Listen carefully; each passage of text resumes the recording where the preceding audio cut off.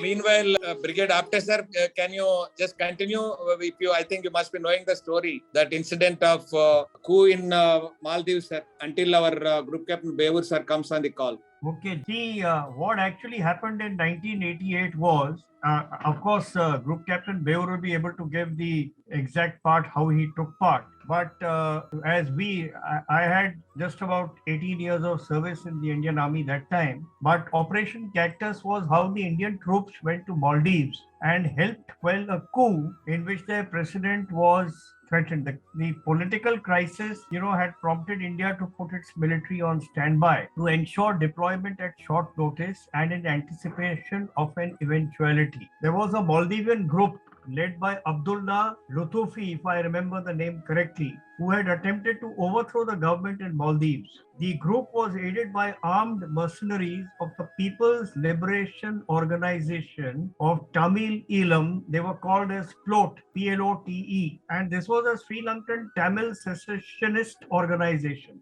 Therefore, the intervention by the Indian Armed Forces was codenamed Operation Cactus, which trounced the attempted coup. Now, you see, 1971 war, the codename given was Operation Cactus Lily, and it was defined as Operation Cactus Lily Eastern Front and Operation Cactus Lily Western Front. But here the name Lily was dropped out and it was called just Operation Cactus. So of course Group Captain Bewoor will give you the complete story because I've heard it from him, and of course we got some very senior Air Force officers like Group Captain Quatra, then Group Captain Krishnamurthy and all. They would know the intricacies of what the Air Force did exactly. But it was a very highly confidential action which took place. And I do remember this because that time I was doing the senior command course for senior commanders at the Army War College when we got to know of this. Now, what happened was that about 60 of the PLOTEs, P-L-O-T-Es, mercenaries landed in the Maldivian capital of Male and gained control of the city. So the president then, this gentleman whose name I have given,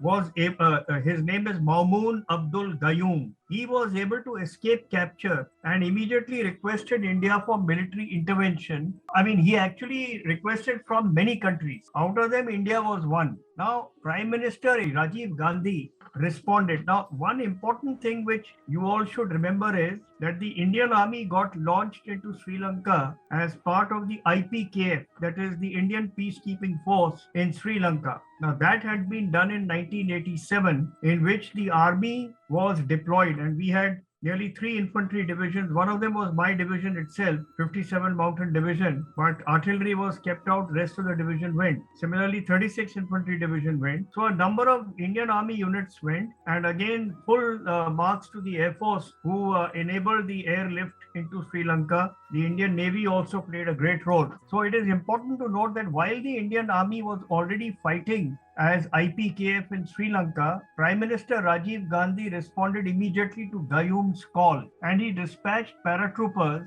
If you recollect, Group Captain Bewoor had mentioned 50 parachute brigade, 50 independent parachute brigade. Now this is the same brigade which had participated in the 71 war in the Jessore-Khulna sector. So this brigade was the paratroopers and the naval warships. They were dispatched to this island nation rather. Now, our Operation Cactus started on the night of 3rd November 1988, and this was soon after the request for intervention came in. So, once Group Captain Bewoor joins, I know the story because... Brigade Apte, sir, if you can continue. Okay, TBR, fine. So, what happened was that when this request was made by the Maldives president to Rajiv Gandhi, it was agreed. And straight away, on the intervening night of 2nd and 3rd November 1988, about 300 armed mercenaries from their side landed in the country's capital, captured key installations, and the president requested help, as I mentioned to you. So, India launched the Operation Cactus, as Group Captain Bewoor mentioned, and it was the country was facing a coup launched by these mercenaries. And the Indian Navy played a great role along with the Air Force, and the Indian Army's parachute brigade, which was brought in by IL-76 aircraft, which, as I know, as Group Captain Bewoor was leading the whole mission. He was the main leader, the commander. They brought things under control in that Indian Ocean island. and the mercenaries led by leader Abdullah Lutfi fled on a vessel. It was a vessel in which the Indian Navy training ship Tir and I think Godavari were diverted to the country. The commander task force already been mentioned. Other than them, we had Indian naval ships like Betwa, Rajput, Ranjit, Gomti, Trishul. There was a big naval fleet, in fact, and they all sailed towards the Maldives. And after the midnight of about 5th or 6th of November, the fleeing mercenaries who paid no heed, the naval bombardment started, and they brought the hostages to INS Godavari and apprehended the mercenaries. And in fact, New Delhi was closely monitoring the whole situation. And at the war room, the message was all hostages had been rescued and the mercenaries captured. So in a nutshell, what Group Captain Bewoor and the Air Force did is they took this 50 parachute brigade in the IL-76 aircraft and with the help of the Indian Navy. So again, it was a very nice coordinated joint effort between the Air Force, the Navy, and the Indian Army, where only the parachute brigade went in. And the development was, such that the American government, United States, and the UK had also appreciated India's effort and the role played by Indian Armed Forces in intervention at the correct time. One of the impacts of the development was close alignment on the security understanding between the Indian and Maldives government. India also helped in the capacity and capability development of the Maldivian armed forces, and thousands of Maldivian National Defense Force personnel have been trained in India. So while Group Captain Bewoor actually describes how the Air Force went into action and the intricacies, I will say from the Army, Navy and Air Force perspective that once again, like 1971, though on a very small scale, the jointness and synergy between the Indian armed forces was very evident. And this time, of course, there was no reservations. There were no reservations by the Western powers as in 1971. But here, they applauded India's effort. And in fact, we also had a number of the Maldivians training with us. I do remember, if I am not wrong, a lot of Maldivian cadets would come to train at the National Defense Academy. We also had some Maldivian officers at the School of Artillery training. And a lot of them also attended the Defense Services Staff College in India. And they all, paid great tributes to the Indian Armed Forces. And this was all possible because of Group Captain Bewoor's efforts, and which once he comes on the screen, he will, exactly give out how exactly the Air Force stepped in. And the invasion by the mercenaries on 3rd November 88 also prompted the Maldives government to enhance their maritime surveillance capabilities. The Indian government then provided the ships, vehicles, helicopters, coastal radars, arms, ammunition, and even some Dornier maritime surveillance aircraft to the Maldives government to enhance and upgrade and upscale their defense security measures and maritime surveillance capabilities also. So, in fact, each year on November 3rd, the Maldives government pays great tribute to the Indian Armed Forces, to the government of India. And in this way, I think we did something in 1988 which has gone a long way for our nation to develop close cooperation and help. Now, the manner in which the deployment took place and how the mercenaries were captured is something which Group Captain Bewoor will describe because he was there on ground. He has described it to me many years ago because I had a long chat with him one-to-one and I understood it, and it's a very intriguing story which he will tell you once he comes on the line and shows his slides. But the manner of secrecy which was maintained by the Indian Air Force, by the Indian Army, and by the Indian Navy. So it was a great operation carried out with a lot of stealth. The exact deployment of the Air Force, he will explain to you. The ships I have already mentioned, and I don't know whether Commodore Gokhale is on this call. I wish you had invited him, TBR, because he was there on one of the ships. He's a good friend of mine, just a year senior to me from the NDA. So he always talks about this. And of Okay, course, sir. parachute brigade played a great role. So this is in a nutshell what happened. But I think when we listen to Group Captain Bewoor, he will be able to tell us how the intricacies happened. And all I will say, one final thing is, in such kind of assistance, when it is called for by other friendly nations, and especially when one is close to the scene of action, one must help, because it enhances our international image, which has always been to be of assistance and help from a humanitarian perspective. And the success rate was, I think, near 100%, because all the mercenaries were captured. They did try to escape, but I think our Army, Navy, and Air Force did great work. And we must hopefully be able to listen to Group Captain Bewoor, who actually commanded the entire operation from the Air Force side. And I have only given you a broad perspective, so that in a nutshell, the listeners know what exactly was the issue, why was India called in, and how Rajiv Gandhi, with his quick, decisive action, deployed the Indian Armed Forces, and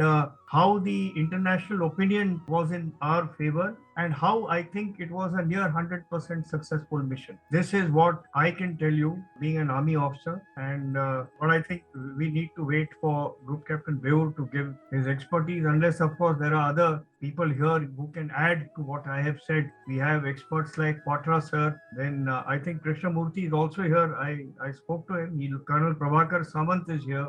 Wing Commander Karnik sir is here. So they are at liberty to further amplify to what I have mentioned. Yes, sir. They can add, and it was particularly from the Air Force perspective. He was in fact narrating the entire story yesterday. So, of course, we will be explaining again. If required, we can take another session if we are not able to make it today. How 42 IL-76 aircraft was made ready within one day. So he was saying that they got the message at 7:30 to the Air Force, and they lined up all these things with a meticulous planning across the nation. And 42 IL-76 were made ready for the deployment in Maldives. And he was also saying that everything was done within 24 hours, sir. Yeah, so they got.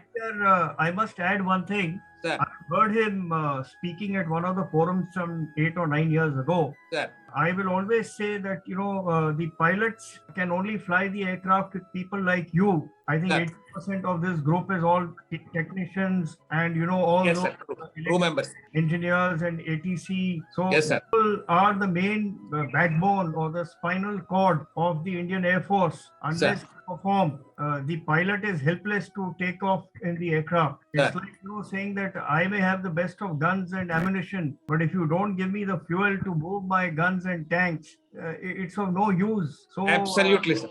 Coordinated efforts.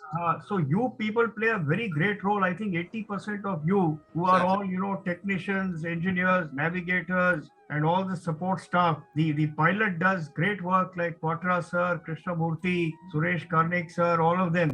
But I think who are the people who ensure that the aircraft can get airborne, and to line up such a huge fleet of IL-76, I think volumes of the great efforts that you people put in on ground and the ATC. So I think a big salute to you first for ensuring that the IL-76 could take off that day with 50 parachute brigade. So I think one big salam, shabash to you people. Thank you for acknowledging, sir. Thank you so much. And in fact, he was narrating how the planning was done, how 42 IL-6 was made ready, and what was the planning, how they flew from Agra to again Bhopal to Hyderabad to again Trivandrum, further down to Maldives. Finally, I think 6 IL-6 were made to fly and reach Maldives. And I think he was the commanding officer leading the total fleet. And meticulous planning and ruthless execution. And along with the army, that para brigade, who swung into action soon after they landed there. And also with the able support from our Navy also, sir. So he was saying,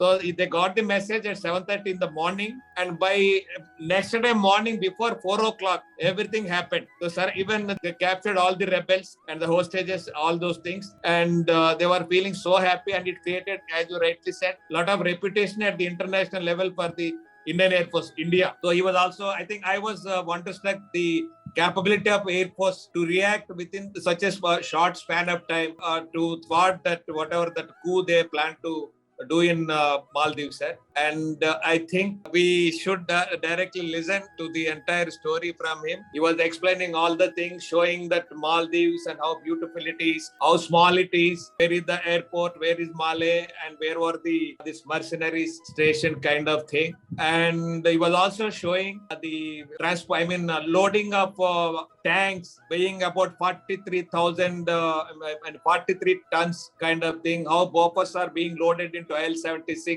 two Bofors to be loaded in IL-76. Now it operates at twice, that is at Leh Airport. So many things. Wonderful, amazing pictures also he was showing in that. I think we hope, we enjoyed a lot yesterday. I think we can have a separate session. So I expect everybody to, in fact, I never knew the things he explained yesterday, even though I served for 15 years. Really so fascinating and exciting was his narration of all the events, particularly the capabilities of Air Force to respond within such a short span of time. Our Indian Air Force is one of the best air forces in the world. Undoubtedly, sir. Undoubtedly. Great confidence. Yes, sir.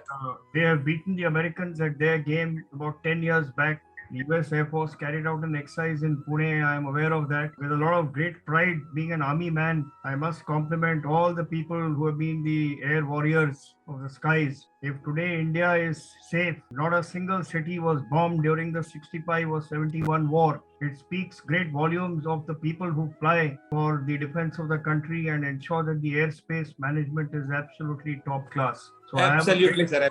Indian Air Force, all of you, your pilots, navigators, engineers, technicians, ATC, they are the people who have ensured that the air defense of the country has never been penetrated. I think that's a great thing. So, yes, sir. We have all the records for all our air warriors like our Karnik sir and Krishnamurthy sir, and we have also our Quattro sir on the call.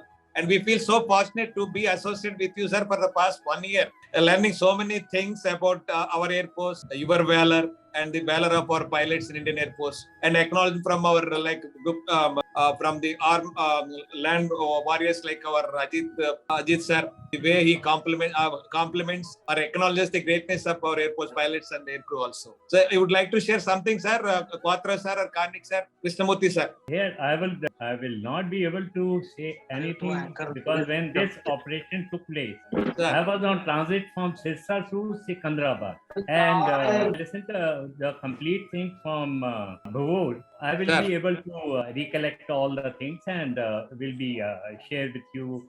But I heard about the stealth part of it. It was very hush-hush game, and for almost 3-4 months, nothing was discussed even in College of Air Warfare. Okay. Thank you, sir. Karnik sir. No, I will not be able to add much. I was out of uniform by then and out of circulation. Okay. And Krishnamurthy sir, if you can share something on this. I just wish to speak 2 sentences, sir. Yes, sir, please. I am regularly attending this webinar meet for last maybe one year and all. And just now, after sir, what he mentioned, and he praised the Indian Air Force pilots and crews. Also, though, till now, whoever spoke about their events, everybody have appreciated the ground crews. And it's a real inspiration and it is a certificate for the ground crews. And we are very much inspired as a ground crew. And I'm very thankful to speakers as well as the platform created by J.W. Phatak and Mr. T.B. Rao. And we are getting to it because this appreciation, we as a ground crew listening this last 1 year. And we are very much inspired with this. Because nobody was there to talk about us. So every speaker, whoever came, he appreciated the ground crew. It's a trust. It is a bonding, and that's how we are very thankful to you all, sir. Thank you, sir. In fact, you are right, sir. All the war heroes, they always acknowledge the contributions made by the ground crew. Without the help, they would have not been able to achieve. It is their humbleness and a great acknowledgement to the services rendered by our people. So, well said, sir. So, thank you so much. Thank you. Good evening, sir. I'm Rajendra from Chandigarh. Rajendra ji, yes. Sir, you were saying that this meeting we will have tomorrow. My request is that whenever, because all these war heroes, then when they are talking, it is always good that family members also join and they are able to listen that. Because these are the rare stories. What time you want? So this is if we make it on holidays, because these are something rare, very, very rare talks. Family member, they never get to listen all these things, particularly on working days. Quite interesting, yes. And But, when they are interacting, see, listening all these things on YouTube is different, but interacting directly, or that there can be a single question from them, I think that is going to motivate them toward the defense forces and for the nation also. Undoubtedly, yes. So we want it to be and again next Sunday. Yeah, it will be better. 26 January. Let's celebrate. Yeah. Republic Yes, Day. 26 January we will celebrate. That is right, sir. with the war stories. Yeah, okay. Inspiring story. Yes, we can have it, sir. We'll just request him. I support Mr. Rajendra Singh. What he mentioned is the right thing, because we are the people, we are old timer, and whatever we are going to speak, it is going to be a learning for the incoming generation. So whatever he mentioned is the right. I agree with him. Okay, sir. Then now we'll request our Bewoor sir and take his time and confirm the program, sir, by tomorrow. We can make it on 26th, sir. That is what he's saying. Yeah. So 26th is the right day. Yes, we will celebrate the Republic Day. Yeah, subject to his convenience. We'll take his time. Yeah. So we'll fix up, sir. Thank you, sir. Thank you, Brigadier Ajit Apte, sir, for your wonderful complimentary story. And Group Captain Brigadier Quatra, sir, Brigadier Karnik, sir, Brigadier Krishnamurthy, sir, and General Patek, sir, and Rajendra ji, and all other our. So now I thank all.